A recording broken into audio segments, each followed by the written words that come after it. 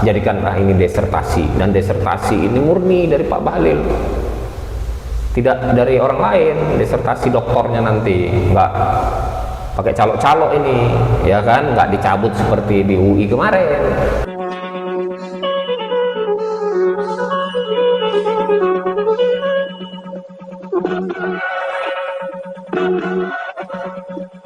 Assalamualaikum warahmatullahi wabarakatuh.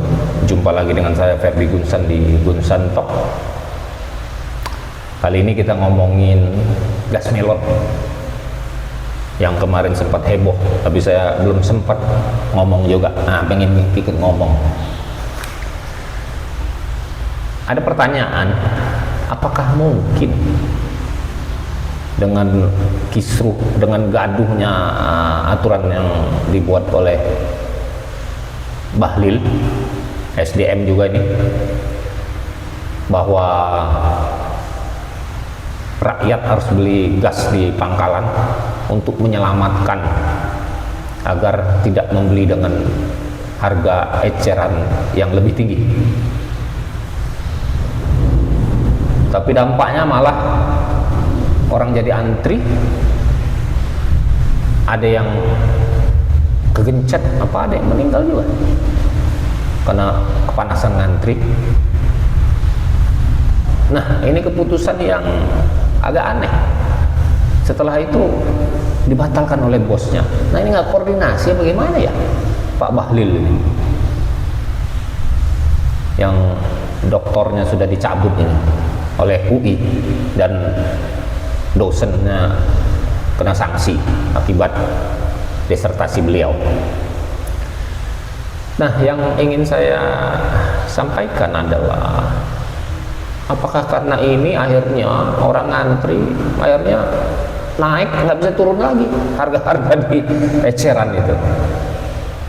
Tapi apakah sekelas menteri itu tidak disurvei dulu atau studi dulu, pangkalan itu lebih banyak pangkalan apa eceran?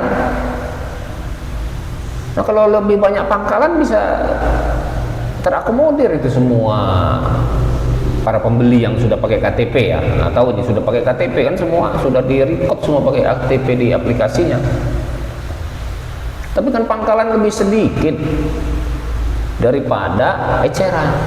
Kenapa? Nah, kalau dia di komplek ada 2 km dari pangkalan, mungkin 3 km, dia nggak punya kendaraan, atau dia punya kendaraan ke sana males, kena ongkosnya juga mahal ya, habis beli minyak dia, atau dia naik ojek bisa 5.000, kan mendingan beli di tempat dia 22.000. Nah, itu logika berpikirnya saja Pak Bahlil, harus dijalankan. Jadi jangan cepat-cepat, oh ini isunya ingin membela rakyat supaya nggak beli mahal. Dari sisi apa membelanya? Harga, oke. Tapi kenyataannya kan nggak bisa.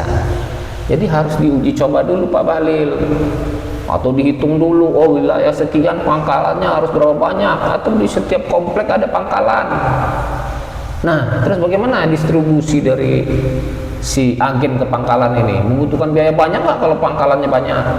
Juga harus dihitung kan. Kan nggak boleh sebenarnya orang itu ngecer, sama kayak Partemini itu nggak ada undang-undangnya.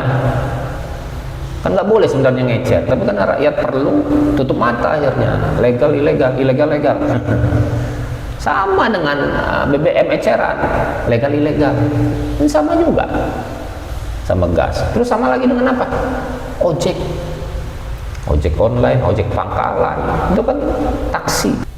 Pemirsa Gunsan Talk, perlu diketahui bahwa mulai bulan Januari kemarin sekitar tanggal 7, tanggal 8 itu sudah ada kenaikan harga gas melon dari 18.000 menjadi 20.000 di pangkalan tentunya, dan itu PJ Gubernur sebelumnya Pak Samsudin, dan sebelum Pak Mirja dilantik tentunya ya. Dan bagaimana dengan wilayah-wilayah yang jauh di Liwa misalnya, pesisir barat? Nah, itu tentunya ada tambahan transportasi dengan mengacu pada turunannya dari SK Gub ke SK Bupati. Bandar Lampung tidak ada SK Wali Kota karena dia di seputaran ini.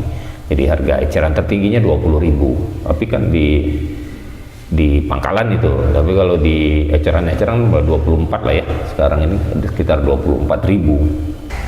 Oke Pak Bahlil, ini saran saya di study-in dulu. Nah, jadikanlah study ini bagaimana harga eceran tertinggi ini bisa langsung dikonsumsi masyarakat. Jadikanlah ini desertasi, dan desertasi ini murni dari Pak Bahlil, tidak dari orang lain. Desertasi doktornya nanti nggak pakai calok-calok ini, ya kan, nggak dicabut seperti di UI kemarin.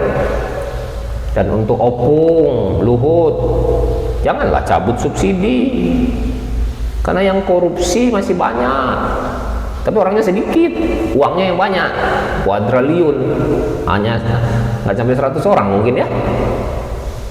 Nah, mendingan uang sebanyak itu dibagi-bagi, jadikan subsidi BBM, karena itu yang lebih banyak mengkonsumsi, biar sama-sama kita menggunakan, bukan memakan ya, menggunakan uang negara. Uang negara ya uang rakyat juga, ya kan, hasil negara ya hasil rakyat juga, jadi sama-sama, jangan segelintir orang yang nikmati. Demikianlah bincang-bincang kita, semoga bermanfaat, dan kalau ada salah-salah kata saya juga mohon maaf.